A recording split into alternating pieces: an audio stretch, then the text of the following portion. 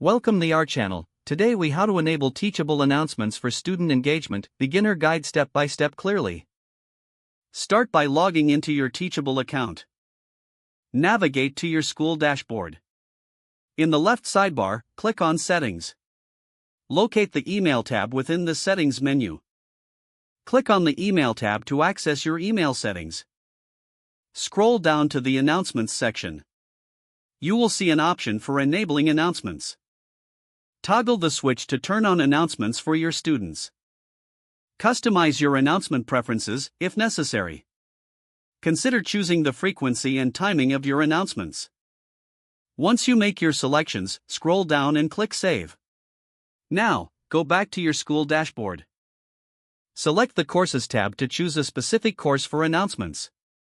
Click on the course you want to work with. In the course menu, look for the Announcements section. Here, you can create a new announcement. Click on the New Announcement button. Write an engaging subject line that captures attention. Compose the body of the announcement with clear and concise information. Consider adding images or links to make it more interactive. Double-check for any spelling or grammar errors. Once you're satisfied, click on Send. Your announcement will now be delivered to your enrolled students. Encourage students to check their email for updates. Repeat the process to keep students engaged with regular updates. If the page does not load, refresh the browser or try again in a private or incognito window.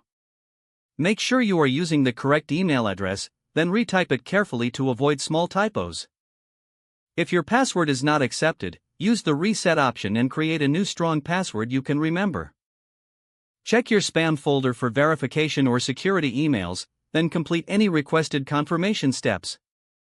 Enable two-factor authentication if available to improve account security and reduce unauthorized access risk. After signing in, review your profile details so your contact information and settings are accurate and current.